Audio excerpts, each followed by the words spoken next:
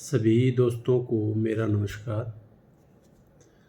अभी 2025 में युवा संसद का आयोजन होना है, तो इस आयोजन के लिए एससीईआरटी गुड़गांव की तरफ से बहुत से अध्यापक साथियों को government senior secondary school Khairpur में ट्रेनिंग दी गई थी और जो नहीं आ सके उनको 14 जुलाई को डिंगडाइट में बुलाया गया है। तो युवा संसद का कार्यक्रम है वो अपने ज़िले के 35 स्कूलों में होना है। 35 स्कूलों में से 7 ब्लॉक लेवल पर जो टीम आएगी वो जिला स्तर पर उनका होगा और जिला स्तर में जो टीम आएगी वो कमिश्नरी लेवल पर उनका आयोजन होना है और उसके बाद में स्टेट लेवल पर और स्टेट लेवल के बाद नेशनल लेवल पर होता है। ये क्रम है लगातार जिसमें विद्यार्थी को बहुत कुछ सीखने को मिलता है। तो मैं ये 5-4 साल से ये करवा रहा हूँ। सबसे पहले 2010 में मैंने खुद युवा संसद करवाई थी और अब 5-4 साल से तो मैं लगातार एससीईआरटी और डिंगडाइट के साथ जुड़कर ये कार्यक्रम करवा रहा हूँ। तो सबसे पहले तो मैं आपको इसके थोड़े से जो आधारभूत नियम हैं वो बता देता हूँ। इसके लिए व्यवस्था वैसी होनी चाहिए जैसे आप लोकसभा में देखते हो। अध्यक्ष की सीट है वो ऊपर होनी चाहिए, उसके पीछे अशोक चक्र का निशान और उसके बिल्कुल सामने महासचिव और 4 अन्य कर्मचारियों की मेज़ और घोड़े की नाल की तरह उनकी एमपीज़ का सीटिंग प्लान होना चाहिए और जहाँ अध्यक्ष बैठा है बिल्कुल उसके सामने एक कैप होना चाहिए राइट हैंड और लेफ़्ट हैंड का। राइट हैंड में हमेशा ही सत्ता पक्ष बैठेगा और लेफ़्ट हैंड में विपक्ष बैठेगा। तो जहाँ तक इनके आयोजन का संबंध है, हम युवा संसद में केवल 50 मिनिमम और 55 अधिकतम यानी 50 से 55 बच्चों को हम ले सकते हैं और ये कार्यक्रम 60 मिनट तक यानी 1 घंटा का कार्यक्रम होगा। तो हमें बड़ी सावधानी से समय को ध्यान में रखते हुए इसे 60 मिनट से पहले ख़त्म करना है और 50 मिनट से तो कम होना ही नहीं चाहिए, 50-55 मिनट से तो ऊपर होना चाहिए। ये क्वालिफाई करने का एक यानी सफलता कंपटीशन करने का एक आधारभूत नियम है कि आप 50 से 55 बच्चों को इसमें शामिल करें और 60 मिनट 1 घंटा का ये प्रोग्राम रखें। ये परंपरा राइट और लेफ़्ट हैंड की आपको पता ही होगा। ये 1789 की फ्रांस की क्रांति से है। जनता ने आंदोलन किया था कि हमें राजवंश नहीं चाहिए, हमें लोकतंत्र चाहिए। तो एक मीटिंग बुलाई गई थी राजा के द्वारा ही, राजा उसका हेड कर रहा था। तो उसके जो पक्ष में थे, जो राज्य रखने के पक्ष में थे वो राइट हैंड में बैठे थे और जो विरोध कर रहे थे वो लेफ़्ट हैंड में बैठे थे। तब से ये एक लोकतंत्र में परंपरा हो गई कि सत्ता पक्ष राइट हैंड में बैठता है और जो लेफ़्ट हैंड में है वो विपक्ष बैठता है। तो इसमें बैठने में एक है कि राइट हैंड के कोने पर प्रधानमंत्री का व्यवस्था होती है और प्रधानमंत्री के बाद जो नेक्स्ट होता है यानी रक्षा मंत्री, गृह मंत्री, विदेश मंत्री, ऐसे बड़े मंत्रालय और जो वास्तव में सेकंड प्रधानमंत्री के सेकंड में हो यानी वो उसको सरकार में दूसरे दर्जे का व्यक्ति माना जाता हो। अभी प्रधानमंत्री के बाद कौन है यानी उस पावरफुल आदमी को प्रधानमंत्री के बगल में बिठाया जाता है। और लेफ़्ट हैंड के कोने पर जो एलओपी बैठेगा, विपक्ष का नेता, और उसके बिल्कुल साथ एलओपी से राइट हैंड की तरफ है वो बैठेगा उपाध्यक्ष यानी लोकसभा का उपाध्यक्ष। यदि अध्यक्ष को कोई काम होता है रेस्ट के लिए एक बार वो बाहर जाते हैं 5-10 मिनट के लिए, तो उसकी जगह उपाध्यक्ष उठ के आ जाता है। तो ये स्थान निश्चित हैं 3, प्रधानमंत्री, विपक्ष का नेता जो होगा वो लेफ्ट हैंड के कोने में, और उस नेता से भी नेता के राइट हैंड में बैठेगा एलओपी, यानी बिल्कुल कोने पर एक तरफ प्रधानमंत्री होगा और दूसरी तरफ होगा लोकसभा का उपाध्यक्ष, और लोकसभा के उपाध्यक्ष के साथ बैठेंगे जो विपक्ष का नेता है वो बैठेगा। तो इस प्रकार की व्यवस्था होती है। एक मोटा मोटा ये ध्यान देना होता है कि सत्ता पक्ष के सदस्यों की संख्या ज़्यादा होनी चाहिए दिखने में भी, और विपक्ष के कम होने चाहिए। पिछले कई सालों में 1-2 जगह हम गए तो विपक्ष में ज़्यादा बच्चे दिखे और पक्ष में एक जगह कम थे, या फिर बराबर के थे, वो भी जचता नहीं है। तो आप हमेशा ध्यान रखें कि जो आप सत्ता पक्ष रखें उनका ज़्यादा बच्चों की संख्या रखें, और जो विपक्ष में हो उनकी कम संख्या रखें, ताकि एक वास्तव में एक जो लोकसभा बैठी है उसमें सीधा देखने से भी पता लगे कि सत्ता पक्ष में ज़्यादा होता है, इसीलिए तो वो सत्ता पक्ष है। तो इन बातों का हमें ध्यान रखना होता है। एक हमें इस बात का ध्यान रखना है कि इसका उद्देश्य क्या है। मेन तो हमें सबसे पहला शुरू से लेकर आखिर तक का हमारा एक हमेशा रहना चाहिए कि युवा संसद का उद्देश्य क्या है। उद्देश्य है बच्चों में लोकतांत्रिक ढांचे के प्रति ज्ञान देना, नेतृत्व की उसमें का नेतृत्व सिखाना भी, नेतृत्व कैसे किया जाता है, कौशल, नेतृत्व कौशल का विकास करना। अब जब हम संसद लोकसभा में देखते हैं तो हू हल्ला होता है, कई बार फिजिकल प्रैक्टिस भी हो जाती है, तो हमें उनसे बचना है। यानी हमें यही सिखाना है कि संसद में लोकतंत्र की जो संसद है वो ऐसी संसद है जो अपने सभी समस्याओं का हल है वो बातचीत से करती है। आप थोड़ा सा ऊंचा बोल के, उग्र बोल के भी अपना विरोध जता सकते हो, इस नौबत तक ना जाए। तो हमें जितनी भी हमें लोकसभा के वास्तव में जो लोकसभा दिल्ली में चलती है कई बार गड़बड़ हो जाती है, तो उस जो हमें लगे कि ये तो ठीक नहीं है उसको हमें यहाँ इसमें शामिल नहीं करना।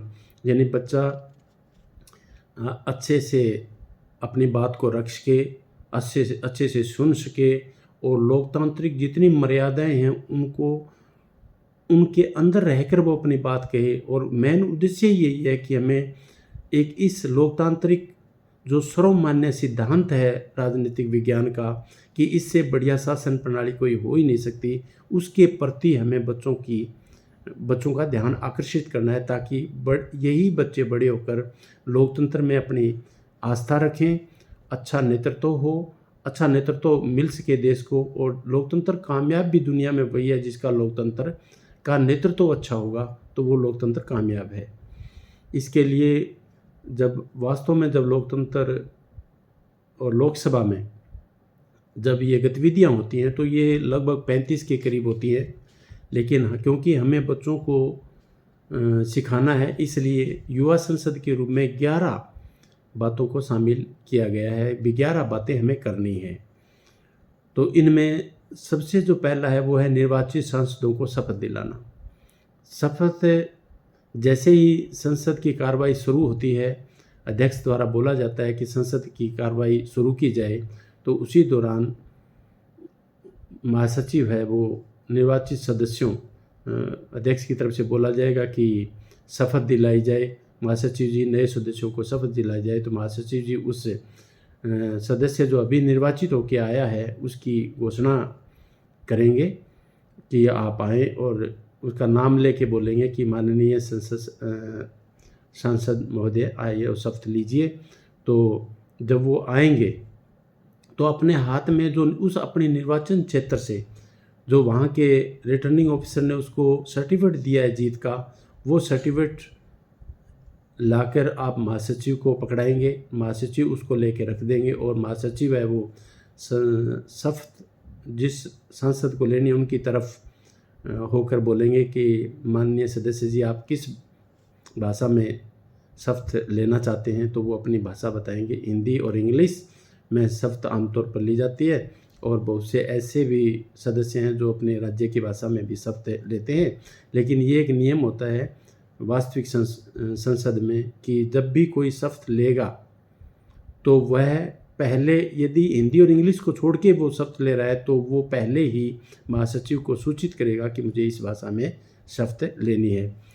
तो एक तो ये कार्रवाई, और इसके आगे की कार्रवाई ये है कि जहाँ पर संसद सदस्य शब्द ले रहा है उसका मुख हमेशा अध्यक्ष की तरफ होना चाहिए और अध्यक्ष के बिल्कुल सामने हो।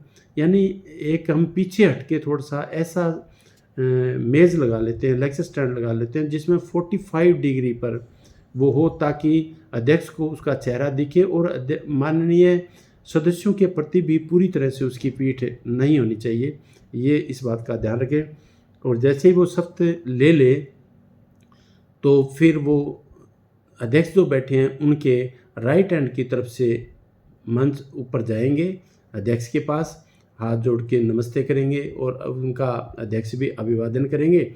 और अभिवादन करने के बाद जो सदस्य है वो अध्यक्ष की कुर्सी से पीछे से होकर लेफ्ट हैंड की तरफ से आकर महासचिव के पास आएंगे। वहाँ एक कुर्सी पड़ी होगी, कुर्सी पर बैठेंगे और सामने रजिस्टर, जिसको नामावली कहते हैं, वहाँ पर पड़ा होगा और महासचिव है उस जो संसद सदस्य अभी चुना गया है उसे साइन करवाएंगे। तो ये प्रक्रिया चलेगी। ये प्रक्रिया आप 2 भी कर सकते हो, 3 भी कर सकते हो। तो आप, और जितने अच्छा एक विषय, जीवंत सा विषय दिखने के लिए ज़रूरी है कि उसमें हिंदी, इंग्लिश और एक कोई राज्य की भाषा में शब्द दिलाई जाए ताकि लगे। और एक हमारे बच्चों को ये आप ये बताएं कि हमारे संविधान में 8वीं अनुसूची में 22 भाषाएं हैं। 22 भाषा में कोई संसद सदस्य है वो किसी भी भाषा में शब्द ले सकता है। और जैसे कि कई बार बोला जाता है हमारी राष्ट्रभाषा हिंदी है, ऐसा कुछ नहीं है। अभी संविधान द्वारा ऐसा कोई डिक्लेरेशन, घोषणा नहीं है कि वो हमारी राष्ट्रभाषा है। हाँ, एक भारत में हिंदी को तो अपर दर्जा दिया जाता है, यह सम्मान का विषय है, लेकिन सभी भाषाओं को 1 या 8वीं अनुसूची में शामिल किया गया है जिनकी संख्या 22 है। ये मैं आपको इसलिए बता रहा हूँ कि जितनी कार्रवाई हम करवाएंगे बच्चों को ऐसा ना लगे कि उन्हें हमने रटा रखा है, उसे लगे कि उसे सब कुछ पता है और हमें ये बातें उनको सिखानी है। तो जैसे ये प्रोग्राम ख़त्म होता है तो जो भी जज करने आपको आता है तो वह इनमें से कोई भी पर्सन है वो कर सकता है कि जो कार्रवाई हो रही है उनमें बच्चों ने वास्तव में क्या सीखा है। तो इस प्रोसेस को आप ध्यान रखेंगे। जो शपथ दिलाने के नंबर 2 पर आता है नए मंत्रियों का परिचय। अब नए मंत्रियों का शामिल किया जाता है मंत्रिमंडल में, मंत्रिपरिषद में शामिल किया जाता है तो उनको शपथ दिलाई जाती है। तो प्रधानमंत्री की तरफ से ये कहा जाता है कि नए मंत्रियों का परिचय वो 1 या 2 को मंत्रियों का परिचय कराएंगे कि फलां मेंबर को, संसद को ये मंत्री बनाया गया है। और इसी के साथ मेज़ थपथपाकर सभी के द्वारा उसका अभिवादन किया जाता है। तो और एक इससे पहले मैं थोड़ा अध्यक्ष के आने का प्रोसेस और बता देता हूँ। 2 मार्शल होंगे, इनमें से एक मार्शल राइट हैंड की तरफ है वो खड़ा रहेगा, लेफ्ट हैंड वाला नज़र मार के संसद में गणपूर्ति देखेगा जिसको कोरम कहते हैं। वास्तव में तो नियम ये होता है कि संसद में 1/10 सदस्य यदि उपस्थित हैं संसद में तभी कार्रवाई होती है। और ये कोई गिनती के, जैसे हमारे 543 हैं तो 54 होने चाहिए, ऐसा यदि 53 है, 52 है, 55 है या ज़्यादा है तो अध्यक्ष ये मान लेता है कि कोरम है तो वो संसदीय कार्रवाई चल पड़ती है। तो मार्शल का काम क्या है कि वो राइट हैंड से लेकर लेफ्ट हैंड तक अपना पूरा आंखों को घुमाकर बिना इशारा किए, क्योंकि माननीय सदस्य उसको उंगली से इशारा नहीं कर सकते, तो अपना पूरी बॉडी घुमाकर ऐसे वो देखेंगे कि क्या कोरम पूरा है, क्या गणपूर्ति पूरी है। तो वो मार्शल जाके टेंट से बाहर जाके युवा जो अध्यक्ष जी हैं उनको कहेंगे कि गणपूर्ति पूरी है। तो फिर आगे आगे मार्शल आते हैं और पीछे उनके अध्यक्ष आते हैं। तो अध्यक्ष आने से पहले जो मार्शल गया है अध्यक्ष को गणपूर्ति बताने के लिए, वो आकर घोषणा करता है, माननीय सांसदों, माननीय अध्यक्ष महोदय, यहाँ जी वगैरह आ रहे हैं वगैरह, ये यानी आ रहे हैं ऐसे शब्दों का प्रयोग नहीं किया जाता। सिर्फ ये बोला जाता है कि माननीय सांसदों, माननीय अध्यक्ष महोदया या महोदय। तो इस प्रकार की घोषणा की जाती है। फिर अध्यक्ष है वो प्रवेश करता है, वो अपने जहाँ चेयर है वहाँ पर जाके खड़े हो जाएंगे। पहले वो जैसे ही वो आएंगे तो सारे सांसद खड़े हो जाते हैं, उनका अभिवादन करेंगे वो, और जैसे ही अभिवादन वो कर देंगे तो उसके बाद में अध्यक्ष महोदय वो राइट हैंड की तरफ देखेंगे और राइट हैंड की तरफ अभिवादन स्वीकार करेंगे, और फिर लेफ्ट हैंड की तरफ अभिवादन स्वीकार करेंगे, और फिर बिल्कुल सामने जो अभिवादन है वो स्वीकार करेंगे। और जैसे ही अध्यक्ष अपनी कुर्सी पर विराजमान होंगे वो इशारा करेंगे बैठने का माननीय सदस्यों को, और वो अध्यक्ष के बैठने के बाद सभी माननीय सदस्य बैठेंगे। इस प्रकार का हमें वातावरण वहाँ क्रिएट करना है। तो इसके बाद एक शोक संदेश, तीसरी जो कार्रवाई है वो शोक संदेश की होती है। जैसे कोई अपने क्षेत्र में, अपने क्षेत्र में तो मैं नहीं कहूँगा, पूरे देश में कोई महान हस्ती है, कोई बहुत बड़ा व्यक्तित्व है जो इन दिनों एक्सपायर हो गया, जो जिनका देहांत हो गया, तो उनके लिए अध्यक्ष है वो घोषणा करता है कि मुझे बड़े दुख के साथ कहा जाता है कि फ़लाँ फ़लाँ आदमी है वो दिवंगत हो गए हैं। तो इसके लिए वो कुछ शब्द उनके बारे में, नाम ऐसी बोलेंगे, और उसके बोलने के बाद प्रधानमंत्री बोलेंगे, और प्रधानमंत्री के बाद विपक्ष का जो नेता होता है वो उसके बारे में बोलते हैं। और फिर अध्यक्ष के कहने पर 2 मिनट का मौन उनके रखा जाता है, और 2 मिनट का रख लो, ये एक सिंबल है, जैसे 1 मिनट और 2 मिनट का। तो अध्यक्ष महोदय खड़ा होता है और जैसे ही वो लोग ये संदेश पढ़ता है और प्रधानमंत्री और एलओपी जैसे करते हैं, तो उसके बाद में ये मौन रखा जाता है। और जैसे ही घंटी की आवाज़ आती है, सभी माननीय सांसद और अध्यक्ष महोदय अपनी जगह ले लेते हैं। फिर क्योंकि जब संसद की कार्रवाई होती है तो बहुत से विदेशी जो लोग होते हैं वो देखने के लिए आते हैं, तो इनके लिए भी अध्यक्ष के राइट हैंड की तरफ, लेफ्ट हैंड की तरफ विदेशी मेहमानों को बैठाया जाता है, जिसमें उनका नाम लेके किस देश से हैं, उनका नाम क्या है, क्या है वो, यानी यहाँ कोई देश का राष्ट्राध्यक्ष नहीं होता, क्योंकि राष्ट्राध्यक्ष का थोड़ा पद बड़ा होता है, तो वो उसके लिए प्रक्रिया अलग है। लेकिन कोई मंत्री हो सकता है, कोई राजदूत हो सकता है, अन्य कोई उस देश का बड़ा आदमी हो सकता है, तो वो आते हैं तो उनका परिचय अध्यक्ष द्वारा करवाया जाता है। उसकी जगह आप 2 बिठा सकते हो। और अध्यक्ष के राइट हैंड की तरफ है वो कुर्सी 2-3 होती हैं, जहाँ पर ये सचिव बैठे होते हैं, जो मंत्री जब जवाब देते हैं तो ये राइट हैंड की तरफ बैठने का उद्देश्य ये भी होता है कि ये सचिव जो होते हैं, सेक्रेटरीज होते हैं, ये डिपार्टमेंट के होते हैं, और उनके सामने बैठे होते हैं मंत्री, और मंत्रियों को कोई चीज़ चाहिए, उन तक कोई चीज़ पहुंचानी है या उनका संदेश लेना है। कई बार मंत्री लिख के संदेश इशारा भी करते हैं, तो वो सचिव आके लेके भी जाते हैं। तो इस प्रकार की उनकी जो गतिविधियाँ हैं वो सामने होती है। इसलिए जो सचिव वगैरह 3-4 अधिकारी बैठे होंगे वो होंगे राइट हैंड की तरफ। फिर एक शून्यकाल होता है, शून्यकाल जिसे 0 आवर भी कहा जाता है। अब 0 आवर का कहीं भी हमारे संविधान में वर्णन नहीं है, लेकिन जैसे ही ये एक परंपरा है, जैसे लोकसभा चली तो पहले जो घंटा का समय होता है वो 0 आवर का होता है। तो ये तो लोकसभा में वास्तव में 1 घंटा के लिए होता है, ये 11 से 12 होता है, परमानेंट है, ये 11 से 12 ही चलता है।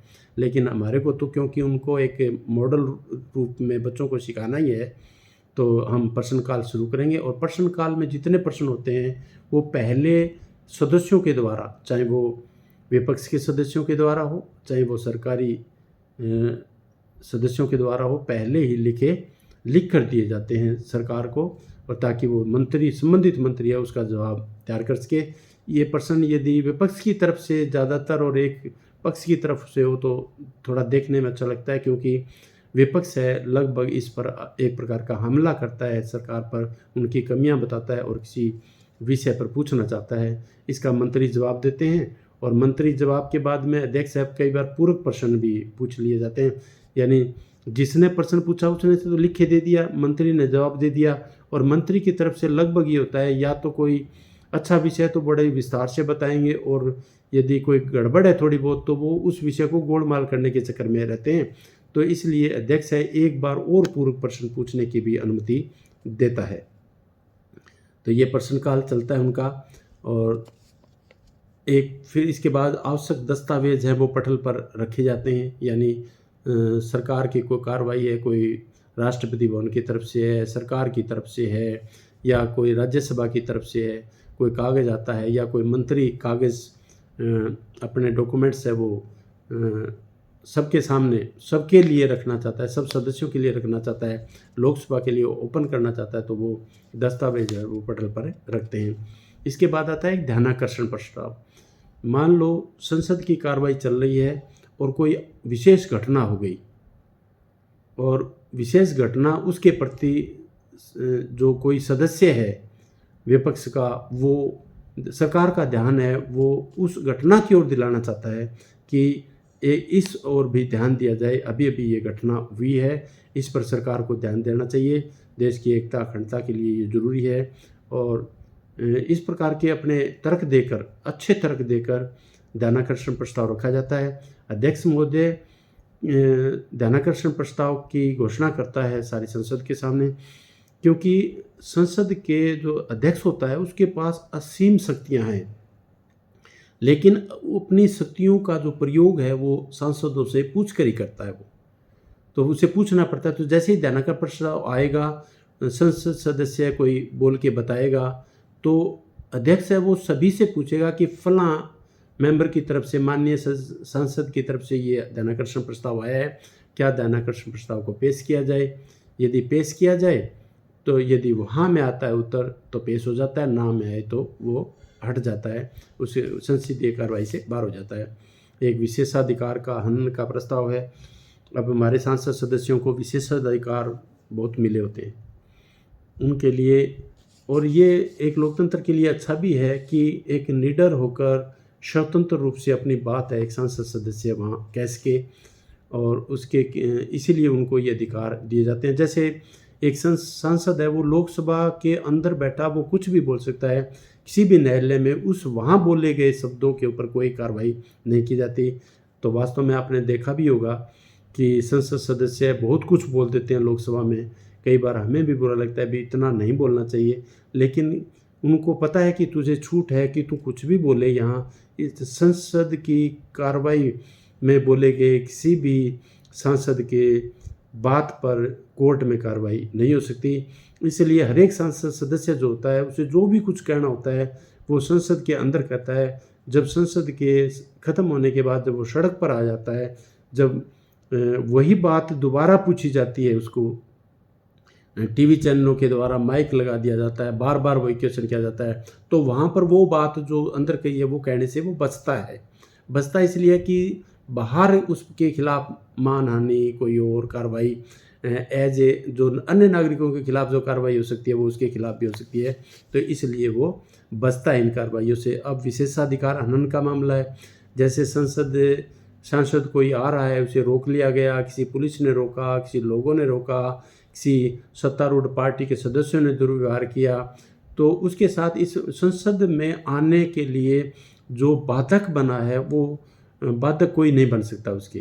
तो अपनी वो लिख कर अध्यक्ष महोदय को जैसे ही वो आएगा, यदि संसद की कार्रवाई शुरू हो गई और वो आ नहीं पाया, घंटा डेढ़ घंटा लेट हो गया, और किसी की मनसा खराब है कि उसको संसद तक समय पर पहुंचने नहीं देना, तो वो लिख के अध्यक्ष महोदय को कहेगा और फिर अपना प्रस्ताव रखेगा। फिर अध्यक्ष ये भी कह सकता है कि क्या आपने ये लिख के दिया है कि मेरा विशेषाधिकार का हनन हुआ है, तो वो कहता है हाँ श्रीमान जी, मैंने पहले ही लिख के दे दिया कि मेरा विशेषाधिकार का हनन हुआ है। तो उस विशेषाधिकार हनन मामला भी उठाया जा सकता है। ये भी एक अच्छी कार्रवाई बच्चों को सिखाने के लिए है। तो इस कार्रवाई के पीछे सिखाने का मतलब ये है कि एक सांसद के अधिकार होते हैं, विशेष अधिकार होते हैं जिनका उल्लंघन कोई नहीं कर सकता। जैसे पुलिस है, पहले तो किसी सांसद को यदि गिरफ्तार करना हो तो लोकसभा के अध्यक्ष से अनुमति लेनी पड़ेगी, और यदि विशेष परिस्थितियों में किसी सांसद को गिरफ्तार कर लिया जाए तो वहाँ की पुलिस है वो तुरंत उसको सूचना करेगी अध्यक्ष को कि इस मेंबर ऑफ पार्लियामेंट को हमने कस्टडी में रखा है या उनको गिरफ्तार किया है, उस पर ये चार्ज हैं, तो उनको सूचित करना, पुलिस अध्यक्ष को उस संसद कार्रवाई से शुरू होने से पहले सूचित करना आवश्यक होता है। तो इस प्रकार आप जब ये कार्रवाई होती है तो हमें ये नहीं, किसी पार्टी का नाम नहीं लेना, किसी सांसद का नाम नहीं लेना, हमें सांकेतिक रूप में इसका प्रयोग करना है। अगला काम आता है काम रोको प्रस्ताव। काम रोको प्रस्ताव भी एक ध्यानाकर्षण प्रस्ताव तो नहीं है, लेकिन उस जैसा ही है।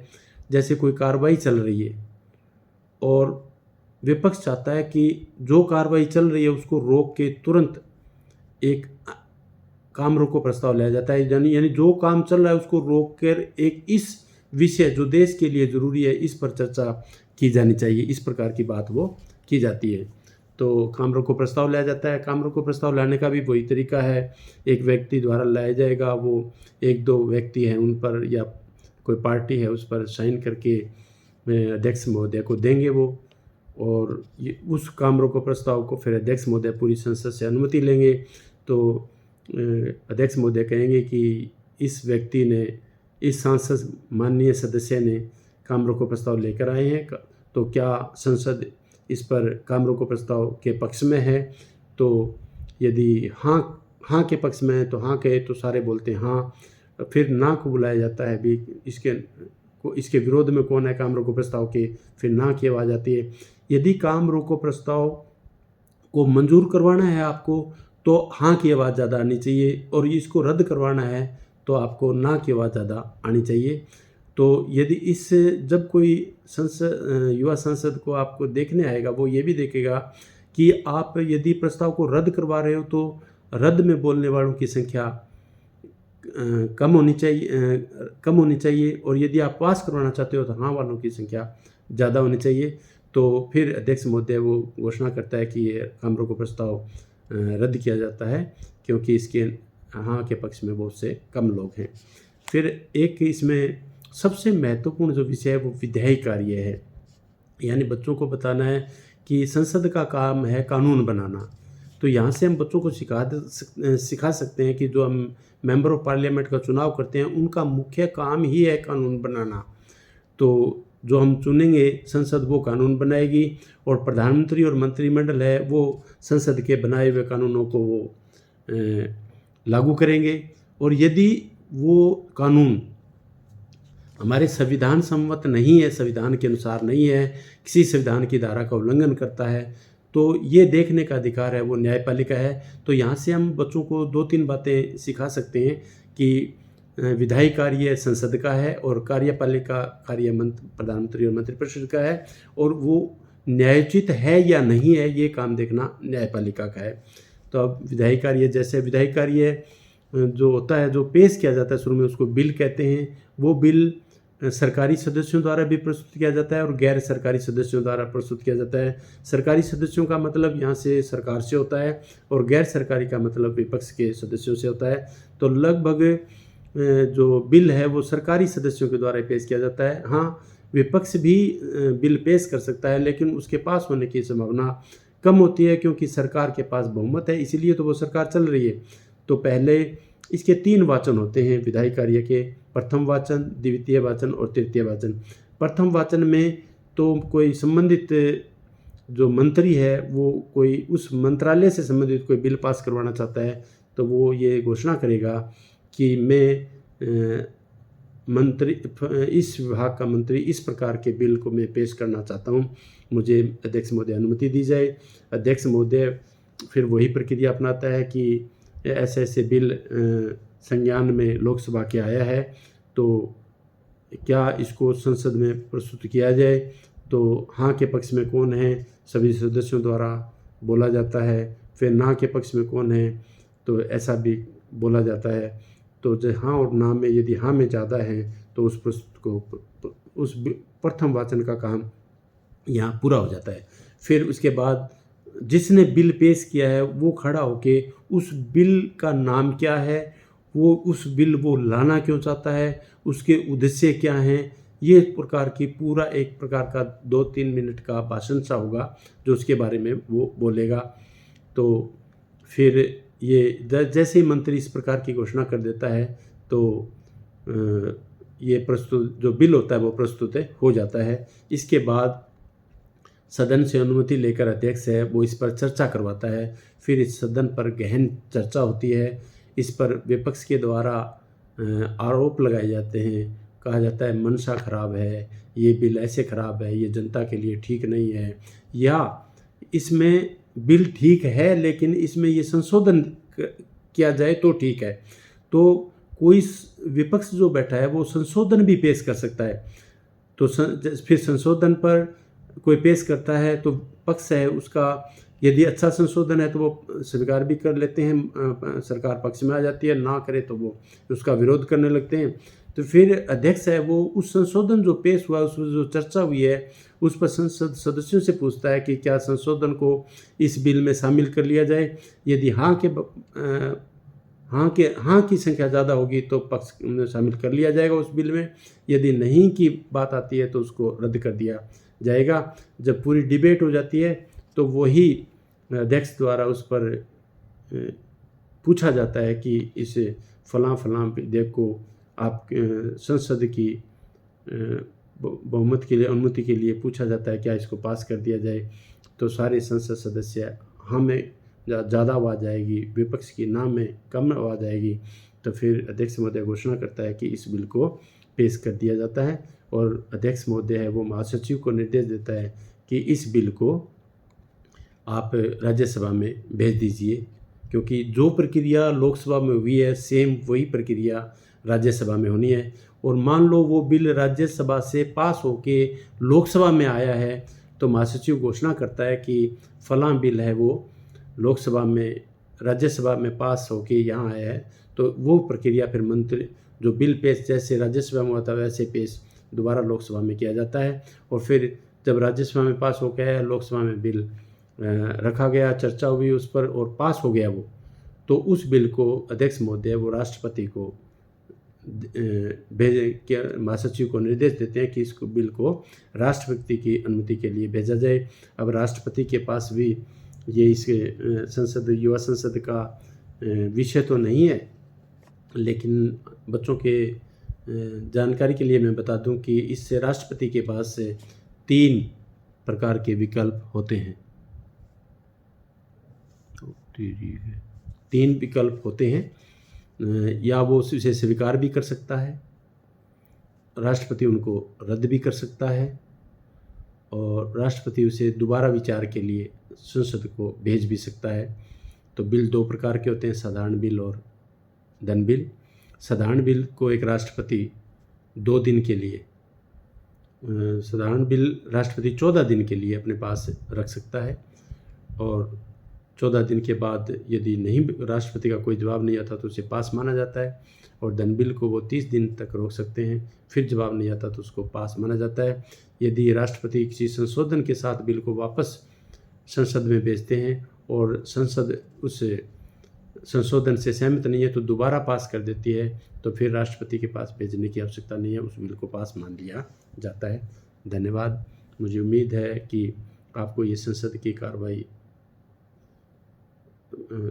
समझ में आई होगी, और मैं हो सकता है इसमें कोई त्रुटि हो तो आप पूछ भी सकते हैं, क्योंकि एक लंबा मुझे अकेले में बैठ के इस प्रकार का भाषण देने की मुझे आदत नहीं थी बोलने की। आज पहली बार मैंने 30, 35, 40 मिनट तक बोला है।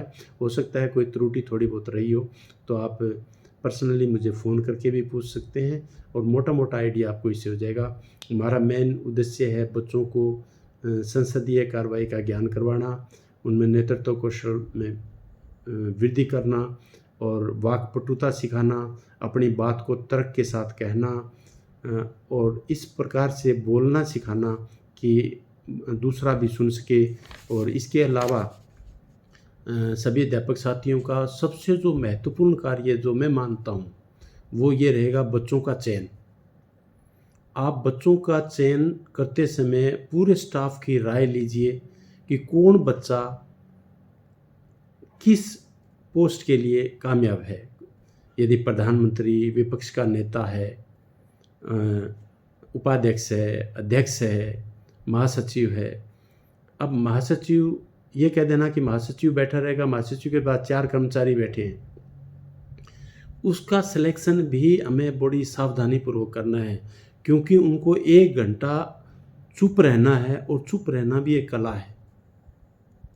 शांत रहना यानी चुप्पी के साथ शांत रहना और किसी न किसी काम में बिजी रहना। ऐसे हमारी कक्षा में बहुत से बच्चे होते हैं, जब खाली घंटी होती है तो वो अपने काम में लगे रहते हैं, वो बोलते नहीं हैं। और विपक्ष का जो नेता है वो हमें बोलने वाला चाहिए, अध्यक्ष हमें बोलने वाले चाहिए, मंत्री हमें बोलने वाले चाहिए और मार्शल हमें ऐसे व्यक्ति चाहिए जो बिल्कुल स्थिर होकर 1 घंटा खड़े रह सकते हैं, बिना किसी हिले डुले, बिना कोई इशारे के और सब पर नज़र रखते हुए। और अध्यक्ष का पद बहुत ही महत्वपूर्ण होता है, वो उसका भी हमें बहुत कुछ ध्यान रखना पड़ता है कि क्योंकि बार बार अध्यक्ष है, इन्वॉल्वमेंट सबसे ज़्यादा होगी, तो अध्यक्ष का चुनाव भी सावधानीपूर्वक करें। तो आपकी सफलता का पहला राज है कि आपने 50-55 बच्चे जो लिए हैं उन बच्चों का चयन कैसे किया है। और जब आप एक बार चयन कर लेंगे तो उसको लास्ट मत मानना, आप कार्रवाई कराओ, आपको पता लगेगा ये बच्चा वहाँ फिट है, ये बच्चा वहाँ फिट है, तो आप बदलते रहिए। फिर आप एक दिन फाइनल कर दीजिए कि अब कंप्लीट है, बच्चे ने यथास्थिति जो पद उसका जो पद है उसका उसके काबिल है, तब आप उनकी खूब रिहर्सल कराइए और जो एक जीवंत लोकसभा की तरह उसको पेश कीजिए। मेरा आपसे अनुरोध है, विनती है कि आप सुव्यवस्थित ढंग से संसद का संचालन अपने स्कूल में करेंगे, जिससे बच्चों का लाभ हो और बच्चों के साथ साथ पॉलिटिकल साइंस के, सामाजिक विज्ञान के अध्यापकों के अलावा जैसे साइंस के अध्यापक हैं, गणित के अध्यापक हैं, पंजाबी के हैं, हमारे अध्यापक साथी हैं, वो भी इस प्रकार की संसद, क्योंकि उन्होंने जब जीवन में साइंस की पढ़ाई की है तो जीवन में ये बातें उनके आगे नहीं आई, तो उनको भी सीखने का मौका मिलेगा और कि एक संसद में क्या क्या कार्रवाई होती है। और एक लोकतंत्र में जो चाहे वो इंजीनियर हो, चाहे वो डॉक्टर हो, चाहे साधारण व्यक्ति हो, चाहे कैसा ही हो, उसे लोकतंत्र की जो व्यवस्था है, लोकतंत्र का जो ढांचा है, उसकी समझ तो हर आदमी को होनी चाहिए, क्योंकि लोकतंत्र तभी कामयाब हो सकता है। आज जितने भी हमारे भारत में जहाँ भी लूप होल लोकतंत्र में हैं, वो अवेयरनेस की कमी के कारण है। और हम इसको ऐसे समझ सकते हैं कि जब हम छोटे 90 में थे तो हमारा लोकतंत्र कैसा था, 2000 में कैसा हुआ, 2010 तक कैसा था और 2015 तक कैसा था और कोविड के बाद में कैसा था। कोविड के बाद में सोशल मीडिया आया तो लोकतंत्र का रूप कैसे आ गया। जिन पत्रकारों की पूरे भारत में गिनती होती थी, सिर्फ भी फलां ये पत्रकार है, वो एयरपोर्ट पर, रेलवे स्टेशन पर, बस स्टैंड पर जहाँ भी मिलते थे सम्मान दृष्टि से उनको देखा जाता था और एक प्रकार के वो सेलिब्रिटी होते थे। फिल्मों के हीरो हीरोइन की तरह बड़े बड़े पत्रकार सेलिब्रिटी होते थे। और कोविड के बाद में क्या हुआ, अब जिसके हाथ में कैमरा, जिसके हाथ में मोबाइल, वही पत्रकार, और वो अपनी बात बड़ी कह रहा है। आज तुम देखते हो कि इलेक्ट्रॉनिक बड़े बड़े जो मीडिया हैं, चैनल हैं, उनसे बढ़िया तो हमारे यूट्यूबर अच्छी खबरें दे रहे हैं, अच्छी खबरें जनता तक पहुंचा रहे हैं, अवेयरनेस आ रही है और हमें अच्छी और बुरी चीज़ का डिफरेंस करने का भी ये जो गांव स्तर पर छोटे छोटे यूट्यूबर हैं वो हमारा ज्ञान में इतनी वृद्धि कर रहे हैं कि मेरे राजनीतिक शास्त्र के जानने में, राजनीतिक विज्ञान के जानने में मेरी रुचि विद्यार्थी जीवन से इस विषय में रुचि है, लेकिन जितना मैंने यूट्यूब से ये चीज़ें सीखी हैं उतनी मैंने पहले किताबों में पढ़कर नहीं सीखी। नई नई बातों का मुझे यूट्यूब से पता चलता है। तो आज हर पत्रकार बना हुआ है। हर कैमरे वाला यूट्यूबर ही नहीं, आजकल जिसके हाथ में कैमरा वही पत्रकार। और ये अवेयरनेस का एक बहुत बड़ा कारण है कोविड के बाद में यूट्यूब, इन मीडिया, सोशल मीडिया का ज़्यादा प्रयोग होना। और मेरे को तो ये लगता है कि अगले 5 से 10 सालों में भारत में इतनी अवेयरनेस होगी कि राजनीति, जिसको लोग राजनीति गंदी कहते हैं, और 11वीं कक्षा का जो पहला चैप्टर उसमें लिखा है कि राजनीति गंदी नहीं होती, राजनीति जन कल्याण का विषय है। लेकिन हमें राजनीति से नफरत क्यों है? हम राजनीति से नफरत क्यों करते हैं? क्योंकि राजनीति बुरी नहीं है, राजनीति में राजनेता बुरे हैं और उनके व्यवहार को आज तक हम स्वीकार करते आए थे। अब जैसे जैसे अवेयरनेस बढ़ रही है तो उन गुंडा प्रवृत्ति के, भ्रष्टाचारी नेताओं के अब विश्वास दुनिया का उठ रहा है। तो धीरे धीरे पार्टियां भी ऐसे लोगों को शामिल करने में अभी तो हिचक रही है, अभी शामिल कुछ कर रही है लेकिन हिचक रही है। तो अगले 5 साल में किसी पार्टी की हिम्मत नहीं होगी 10 साल में कि कोई गुंडा प्रवृत्ति का, कोई भ्रष्टाचारी, कोई व्यभिचारी, चरित्रहीन व्यक्ति राजनीति में आएगा। राजनीति में सेवा करने वाले होंगे और जैसे ही सेवा करने वाले होंगे तो देश के कल्याण में सबसे पहला ये कदम होगा। तो जय हिंद,